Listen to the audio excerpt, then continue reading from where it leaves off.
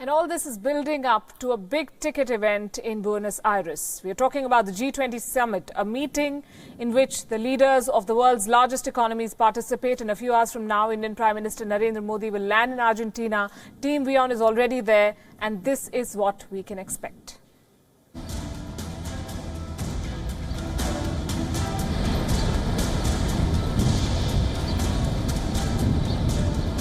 Leaders from 20 countries are in Buenos Aires this week for a much-anticipated G20 summit. The heads of states of these 20 countries represent two-thirds of the world's population. That is 85% of the global economic output. Which is why the G20 matters. But this year's summit will be closely watched. Alongside the summit, Buenos Aires will be witness to some of the most anticipated bilateral meetings. A meeting between US President Donald Trump and Chinese President Xi Jinping is likely to overshadow the summit. This will be the first time that both leaders will meet after America launched a trade war targeting China. They're going to come in and we're going to either open up China and make it fair, because it's not fair right now. The Chinese side will try to convince the Trump administration to ease the tough tariffs on its goods. Americans are willing to deal.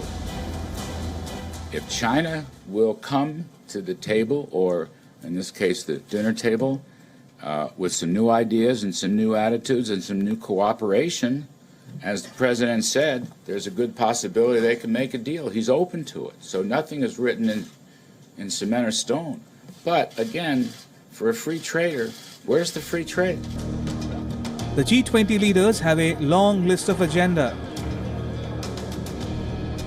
They will discuss the global economy, the future of labor markets, and the need for gender equality. Macroeconomic policy, rise of the digital economy, and the reform of the World Trade Organization will also figure in the conversations. So a lot of things are expected at this year's G20 summit, and it's going to be a high drama, high voltage summit this time around. With video journalist Rahul Bhati, Siddhant Sibbal for World is One Wion in Buenos Aires, Argentina. And the media plays an instrumental role in projecting the soft power of a country to the world. It presents the perspective. The CGTN spoke for the Chinese government, and the media's role is of immense significance. That is the belief of the Indian Army Chief General Bipin Rawat. Listen into what he had to say. Today, some of our TV channels have gone international, and that's the way forward. It's not that you must be seeing CNN and BBC here to see what the British and the US want to propagate and project a soft power, or the various Chinese channels do to us. I think we also are going international, and that's the way forward. Wion, I think, has now got an international. They've got also one. They are visible to the international spectrum also. So that way, I think some of our channels going overseas to propagate our soft power is very important. Seems Pakistan is the flavor of the day. Wion has learned that Pakistan's Imran Khan government will declare Gilgit-Baltistan as an interim province of the country tomorrow. Wion has accessed the document, which will be presented in Pakistan's cabinet meeting tomorrow by their Kashmir and Gilgit-Baltistan minister. Remember, this area was illegally occupied by Pakistan and has been administered by the federal government of Pakistan.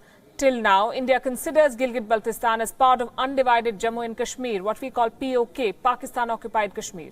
Also, according to the United Nations Charter, it cannot be declared as part of Pakistan as this is disputed territory. So Pakistan needs a constitutional amendment to give it the status of an interim province.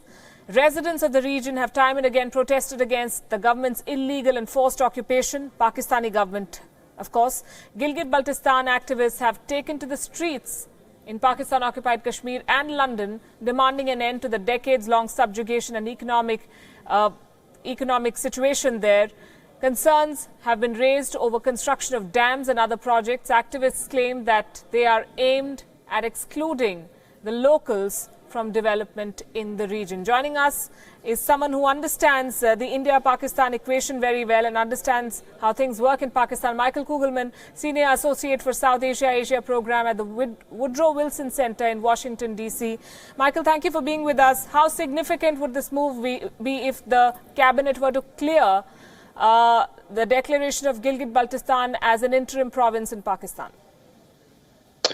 Well, it would be quite a significant move, and even perhaps a provocative move, given that, as you note, India has long viewed Gilgit-Baltistan as its own. It's the timing is striking, given that we've just had this major confidence-building measure between the Indians and the Pakistanis with the news of today, and yet quietly, the Pakistanis have engaged in this effort to try to bring Gilgit-Baltistan the status of an interim province. And I think that's significant. I mean, Gilgit-Baltistan is increasingly strategic for Pakistan, particularly given that the Belt and Road Initiative, the China-Pakistan Economic Corridor, looks to that region as a key place to do a lot of development and infrastructure projects. So it could be that Pakistan understands how important that region is for Pakistan as it works with China to build out this major infrastructure project. But absolutely, it's a significant decision, and clearly it will not be received well in New Delhi. Of course. So how does one read the signals coming from Pakistan, Michael? On the one hand, the Prime Minister today said Kashmir is the only issue and there is no issue that we cannot sit together and resolve. Then he invited India for the SAARC summit, something that India has rejected, saying talks and terror do not go hand in hand. On the one hand, we have the Kartarpur project going. On the other, he has Khalistani leaders being showcased at the event, and now this. So what should India see as Pakistan's position? Well, I mean, mixed signals are clearly being sent from Pakistan toward India. And I think, we should not overstate the significance of these developments in Kartarpur. I mean, clearly it's a confidence-building measure, but it's not necessarily the first step toward launching a peace process. No, that's not the case by any means. It's true, the rhetoric coming from Pakistan even today has been quite sharp. I believe the information minister, Fawad Chaudhry, had essentially brought attention to what he described as Indian support for the Baluch separatist movement in Pakistan.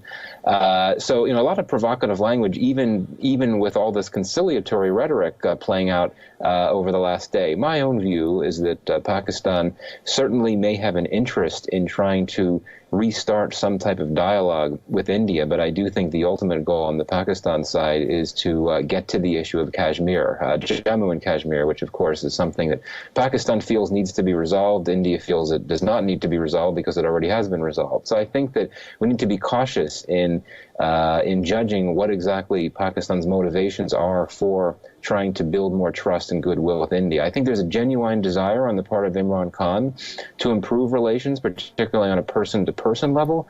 But in terms of really moving forward in a way that would be acceptable to India, such as Pakistan agreeing to deal with those that perpetrated the 26/11 attacks, Absolutely. That's not something that we could see happening. Absolutely. With the Army Chief being present at today's event, mixed signals, as you said. But one word finally on the timing, Michael. Why is this being done now? We just showed our viewers images of the agenda items for tomorrow's cabinet meeting, and this is one of them. So why is this being done now? What is the significance of that? I mean, I can't answer exactly why it's going to be happening tomorrow, but I would go back to what I said earlier, that Gilgit-Baltistan is a very strategically significant region for Pakistan. It always has been, but especially now, given how important it figures in this whole China-Pakistan economic corridor thing. I think it recognizes that it needs to try to lay more of a claim to this region as it tries to move forward with China in building out the CPEC project, for which Gilgit-Baltistan is such a key area. U.S. President Donald Trump found himself as an object of ridicule yet again when he was questioned by the media on the migrant crisis. He said that he was basically following the Obama policy on migrants and that nothing was new. He also seems to be serious about shutting the U.S. government down. He is using the migrant crisis as the main argument to get $5 billion in funding for his long-promised border wall. Yes, he's selling it again. Here's a detailed report.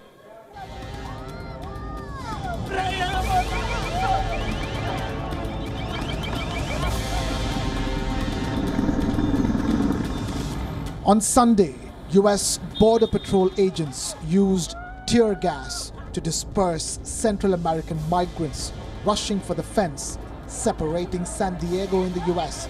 and Tijuana in Mexico. These migrants cannot go back to their home countries, but they cannot stay where they are either. US President Donald Trump has defended the use of tear gas on this bunch of migrants that included children. Critics have accused the Trump administration of a draconian response, while Mexico has demanded that the US investigate its use of tear gas. But Trump asks, and I quote, "Why is a parent running up into an area where they know the tear gas is forming and it's going to be formed, and they were running up with a child?" Unquote. And to make matters worse, Trump has said that he would totally be willing to shut down the US government unless lawmakers authorized $5 billion to fund his long-promised wall along the US border with Mexico. Trump also said that the $5 billion would pay for just the physical barrier, and additional funding would be needed for other border security measures. US lawmakers must act to pass a spending bill by the 7th of December to fund some government agencies, including the Department of Homeland Security that oversees the border and immigration.